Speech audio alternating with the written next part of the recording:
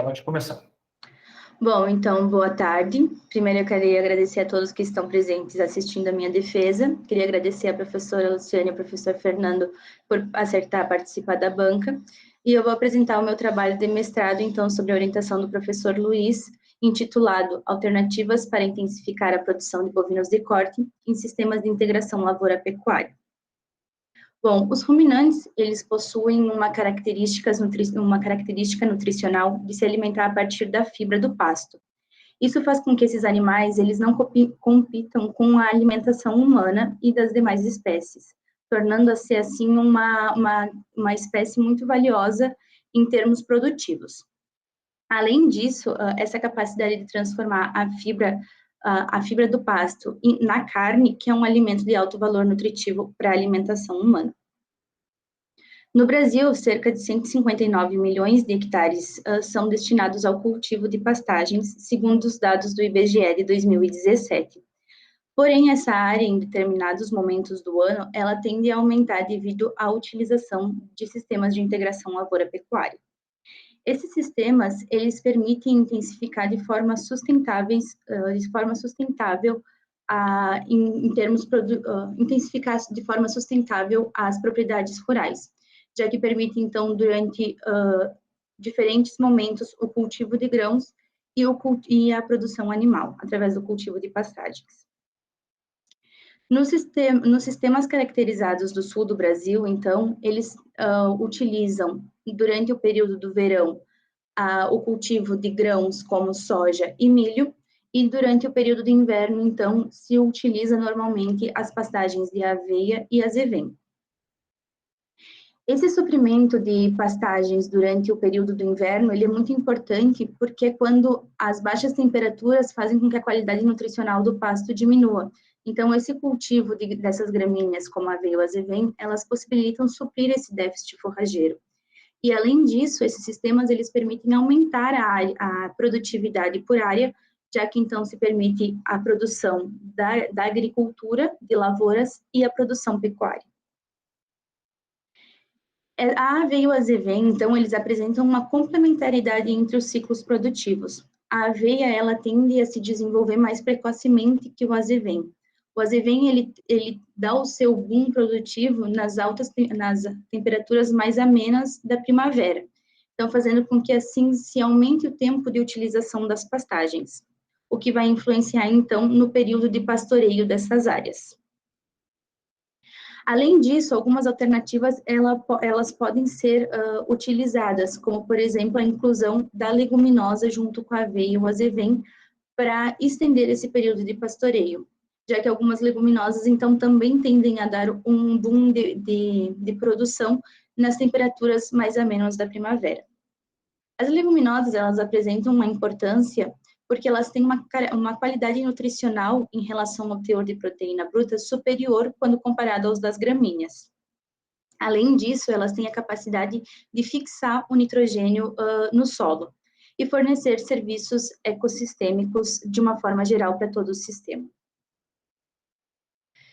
Outro ponto é a suplementação, que também pode auxiliar nesse maior período de utilização das pastagens, possibilitando aumentar a carga animal através de um efeito substitutivo, onde o animal reduz o consumo de pasto para passar a comer o suplemento ofertado. E, além disso, a suplementação ela tem um efeito a mais sobre a carcaça, principalmente em questão de deposições de gordura e proteção da carcaça no período de resfriamento no frigorífico.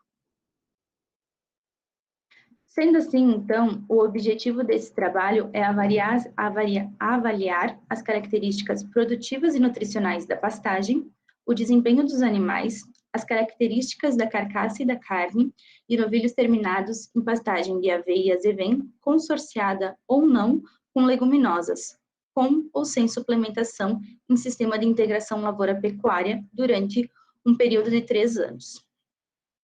Bom, esse projeto ele passou por um comitê de ética da UTF-PR de utilização dos animais em protocolos experimentais durante os 3 anos onde esse projeto ele aconteceu. Então, conduzidos durante 3 anos no setor de gado de corte da UTF-PR, no Núcleo de Ensino e Pesquisa em Ruminantes, no NEPRO. Esse trabalho ele foi desenvolvido numa área de integração lavoura-pecuária, onde se implantou 3 tratamentos. O tratamento testemunha, composto por aveia e azevém, o tratamento leguminosa, composto por aveia, azevém, e as leguminosas variaram ao longo dos anos, sendo que em 2017 utilizou-se a ervilhaca, 2018 o trevo branco e 2020 o trevo vesiculoso, porém sempre tomando-se o cuidado para que essas espécies fossem semeadas nos mesmos piquetes para que não houvesse contaminação nas demais áreas. E, além disso, o terceiro tratamento, que foi a suplementação a 1% do peso vivo dos animais. Então, foram utilizados 18 animais a cada ano em que o experimento aconteceu, totalizando, então, 54 novilhos com predominância de cruzamento Angus. Esses novilhos, eles apresentaram idade de mais ou menos 25 meses ao início do período dos experimentos, um peso inicial médio de 413 quilos, e passaram por um período de adaptação, então, de 15 dias. A adaptação à pastagem e a adaptação ao suplemento se deu de forma gradativa, ou seja, aumentando aos poucos a quantidade de suplemento ofertado aos animais. Em relação à suplementação, essa foi ofertada a 1% do peso vivo dos animais. Em 2017 e 2008, então, utilizou-se como principal componente do suplemento o milho, e em 2020 teve uma pequena mudança, então, passou-se a utilizar o DDG. Esse suplemento ele foi fornecido diariamente, às 12 horas, e foi feita uma pesagem a cada 21 dias para que se fizesse o ajuste em relação ao peso vivo dos animais para a oferta do suplemento. A área experimental, então, ela contou com 10 piquetes, sendo um utilizado para manutenção dos animais para ajuste de carga. Então, para o experimento foram utilizados 9 piquetes, com uma área de 0,7 hectares. Nesses, os animais tinham acesso a dilibitum, a sal e a água e ao sal mineral. E o pastejo, ele se manteve contínuo com lotação variável, seguindo a metodologia de Motte-Lucas de 1952, onde, então, se manteve uma oferta de 9 quilos de matéria seca para cada 100 quilogramas de peso vivo dos animais. Nesses piquetes, então, foram alocados 2 animais por piquete, sendo esses, então, os animais denominados tésteres, e os animais, então, que ingressavam, então, apenas para ajuste de lotação, então, não ingressaram dentro das avaliações. Em relação à pastagem, foi utilizada, então, uma dose de N de 75 quilos de nitrogênio por hectare por ano, sendo feitas 2 aplicações anuais. Os animais entravam, então, no experimento quando esse apresentava uma massa de forragem com mais ou menos 1.500 quilos de matéria seca por hectare. A massa de forragem, ela foi calculada através da dupla amostragem, onde realizou-se cortes com um quadrado de 0,25 metros quadrados, e a partir de 5 cortes, então, coletava-se uma amostra. Sob essa amostra, foi feita, então, a separação botânica e estrutural da pastagem, e, posteriormente, então, foi feita a matéria seca dessas para determinação da composição de matéria seca desse alimento. Então, ele permaneceu em 72 horas, durante 72 horas, a 55 graus. Além desta, uma outra amostra, então, da pastagem sem ser separada também foi utilizada para determinação da matéria seca. A taxa de acúmulo, ela foi determinada a partir da metodologia de Campbell, em 1962, utilizando-se 2 gaiolas de exclusão por piquete, para determinação, então, da taxa de acúmulo. Foi feita a simulação de pastejo no intervalo de 21 dias, que foi o que compreendeu o período experimental. Essa simulação de pastejo, ela acontecia às 15 horas do período do dia de avaliação, e essa amostra, ela passou por uma secagem em estufa de circulação de ar forçado durante 72 horas a 55 graus. Após a determinação da matéria seca, então, essa amostra ela foi moída em moinho tipo facas, com uma moagem de 1 milímetro, para que se realizasse, então, a análise bromatológica. As análises bromatológicas, então, foram a matéria seca, a matéria mineral, a proteína pelo método de Kendall, o extrato etéreo, a fibra detergente neutro, fibra detergente ácido e a digestibilidade in vitro através da metodologia da ANCO.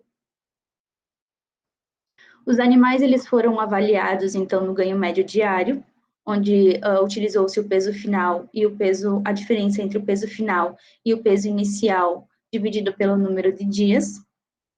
O ganho de peso vivo por hectare, então, multiplicou-se o número de animais, os dias do período, a área do piquete e o ganho médio diário dos animais. O ganho de peso vivo por hectare por dia, então, foi determinado pela divisão entre o ganho de peso vivo por hectare pelo número de dias de cada período. Após, então, o ciclo produtivo dessas pastagens, ou seja, quando elas começaram a senescer, esses animais, eles foram abatidos em um frigorífico localizado a 25 quilômetros de distância da área experimental, um frigorífico comercial. Os animais passaram por um jejum de sólidos e líquidos e foram levados até o frigorífico e passaram por todas as normas de bem-estar animal e abate humanitário. Com as carcaças dos animais, então, a gente determinou o rendimento de carcaça quente e o rendimento de carcaça fria após passar por um período de 12 horas de refrigeração. As carcaças seccionadas ao meio, então, seguindo a metodologia de Miller, em 1987, foi realizada algumas medidas sobre a meia carcaça esquerda, como, por exemplo, o comprimento de carcaça, a espessura de colchão, comprimento de perna e perímetro e comprimento de braço. Sobre essa meia carcaça esquerda, coletou-se, então, uma amostra entre a 12ª e a 13ª costelas, para determinação, então, da espessura de gordura, da área de olho de lombo, da cor, textura e grau de marmoreio, sendo a cor, então, avaliada a partir de um colorímetro, determinando, então, a claridade, o índice de vermelho e o amarelo dessa carne. Foi feita ainda a separação entre músculo, osso e gordura dessa amostra. No ano de 2018, então, não foram coletadas as amostras de carne. Então, a amostra de carne utilizada foi a amostra do músculo longíssimos dorsi, então, coletado a partir da separação.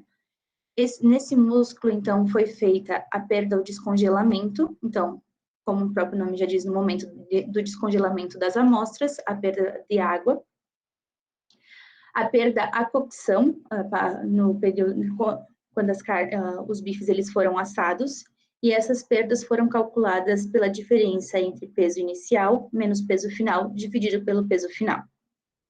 Nessa mesma amostra, então, foi feita a análise química. Essas amostras elas foram secas num liofilizador para determinação, então, da matéria seca, da proteína bruta e do extrato etéreo. Além disso, então, foi feito um painel sensorial para as análises organolépticas da carne. Esse experimento, então, foi um delineamento inteiramente casalizado, um DIC, com 3 tratamentos e 3 repetições para cada ano de avaliação, sendo os piquetes considerados as repetições. A análise dos dados passou pelo procedimento PROC-Mixed do SAS 2000. Foi feita a normalidade dos dados a partir do teste de Shapiro-Wilk. Foi feita a análise de variância, então, determinando diferença através do grau de significância pelo teste de Tukey a 5% de significância. O modelo estatístico, ele leva em consideração, então, a média geral, o efeito de tratamento, o efeito do ano, a interação entre as variáveis tratamento e ano, o erro para medidas repetidas no tempo e o erro aleatório. Em relação aos resultados, esses não foram apresentados em relação à interação dos tratamentos e dos anos, já que nenhuma variável apresentou essa interação.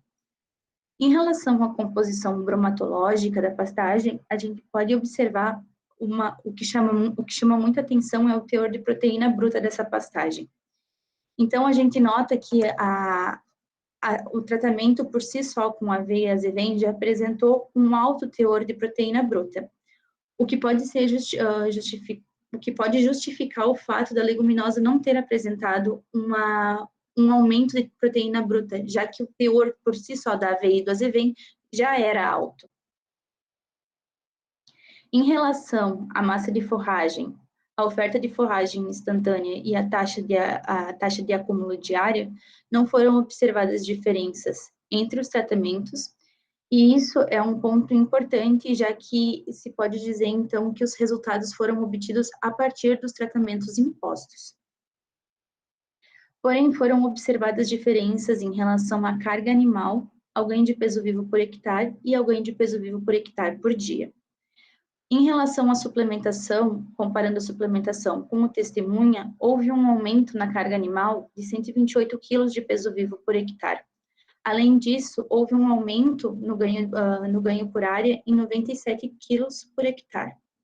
O que a gente pode observar é que a capacidade de suporte da leguminosa, comparando-se com a suplementação, deu diferença estatística, ou seja, ela foi inferior. Porém, o ganho de peso vivo dos animais por dia, ele não se obteve diferença estatística, demonstrando assim, então, que a leguminosa, ela pode ocasionar um maior ganho de peso vivo por hectare por dia, porém, com uma menor capacidade de suporte. Esse incremento na produtividade ocasionado pela suplementação, ele gera uma maior capacidade de suporte das pastagens, observada através da carga animal, e além disso, ele promove um maior desempenho dos animais, principalmente ocasionado pelo efeito substitutivo, já que os animais eles passam a consumir o suplemento e reduzem o consumo da pastagem. E o que faz com que os animais, então, aumentem o consumo de nutrientes, através da incorporação da suplementação na dieta. Um efeito que pode aumentar ou deixar mais intensivo esse efeito substitutivo é o fato das forrageiras com maior teor de proteína bruta, aumentarem esse efeito. Então, nesse caso, como as pastagens tiveram um alto teor de proteína bruta, esse efeito ele pode ter sido maximizado. Sobre a característica estrutural da pastagem, a gente nota que o que apresentou diferença estatística foi o colmo e a relação folha-colmo. O tratamento de suplementação, ele apresentou uma quantidade de colmo superior quando comparado aos demais tratamentos, assim como apresentou uma relação folha-colmo inferior. E isso pode ser justificado devido à seletividade do alimento. Os animais suplementados, eles tendem a selecionar mais o alimento que vão ingerir. Além disso, se a gente observar o teor de inflorescência, apesar de não ter dado diferença estatística, ele nos mostra que a seleção dos animais faz com que haja uma sobra desse pasto, acelerando o ciclo reprodutivo das pastagens. E houve aqui um aumento de 55% do teor de inflorescência quando comparado ao tratamento testemunha. Já no desempenho dos animais, então, em relação ao peso vivo final, não houve diferença entre o tratamento leguminosa e o tratamento de suplementação. Porém, em relação ao ganho médio diário, os animais suplementados apresentaram uma superioridade ao redor de 360 gramas por animal por dia, sendo 35% superior ao tratamento testemunha. Em relação às avaliações de carcaça, de peso de carcaça quente, peso de carcaça fria, rendimento de carcaça quente e rendimento de carcaça fria, o tratamento suplementação ele se mostrou superior aos demais. e isso pode estar relacionada à maior degradabilidade e à maior taxa de passagem do concentrado, fazendo com que esse alimento permaneça menos tempo dentro do trato gastrointestinal dos animais, fazendo com que no período de jejum haja um maior esvaziamento, quando comparado aos animais que receberam apenas forragem, que permanece mais tempo dentro do trato gastrointestinal. Em relação à espessura de gordura, não foi observada diferença entre os tratamentos. Em relação à conformação, ao comprimento de carcaça, à espessura de coxa, ao comprimento de perna, ao comprimento de braço, ao perímetro de braço e ao comprimento de braço, e também a área de olho de lombo e ao percentual de osso, não houve diferença entre os tratamentos. Porém, em relação à quantidade de músculo e gordura na separação, houve um aumento para o tratamento suplementação, porém o tratamento leguminosa não diferiu. O tratamento leguminosa e o tratamento suplementação foram iguais estatisticamente. Isso pode ser justificado, então, pela maior quantidade nutricional da dieta, aportando, assim, maior quantidade de energia que, ao invés de ser utilizada, vai ser armazenada, aumentando, assim, os depósitos de músculo e gordura. O tratamento suplementação, então, ele proporcionou 3,22% a mais de músculo, quando comparado ao tratamento controle, e 3,58% a mais de gordura, quando comparado ao tratamento testemunha também. Em relação às avaliações físico-químicas da carne, de perda ao descongelamento, perda à cocção, em relação à coloração, à maciez, palatabilidade, suculência, textura, marmoreio e força de cisalhamento, não houve diferença entre os tratamentos, suplementação, leguminosa e testemunha. Assim como também não foram encontradas diferenças nas características químicas da carne, de matéria seca, extrato etéreo e proteína bruta. Sendo assim, então, a suplementação, ela permite aumentar a carga animal, o ganho de peso vivo por hectare, o ganho de peso médio diário dos animais, o peso de carcaça quente e o rendimento de carcaça quente. Além disso, a inclusão de leguminosa, ela possibilita um peso final de abate similar aos animais suplementados, assim como o ganho de peso vivo por área por dia. A inclusão da suplementação ou da leguminosa na dieta dos animais, ela não afeta a qualidade nutricional da carne, as características organolépticas, a qualidade química da carne e as características métricas da carcaça. Sendo assim, então, elas são alternativas eficientes para a terminação dos animais, levando-se, então, em consideração o custo quando se trata de suplemento e o ecossistema quando se trata de leguminosa, já que ela tem um efeito mais a longo prazo devido à fixação de nitrogênio. Aqui eu queria agradecer à minha família por sempre me apoiar, ao meu orientador por estar sempre do meu lado em tudo que eu precisava, ao pessoal do NEPRO por toda a ajuda. Eu agradeço a Mirella por ter conduzido o experimento junto comigo, a professora Magali, que me adotou no laboratório e me ajudou em tudo que eu precisei, a Fábio, que também estava sempre junto ajudando. E seria isso. Muito obrigada. Beleza, Fernanda, deixa eu só parar aqui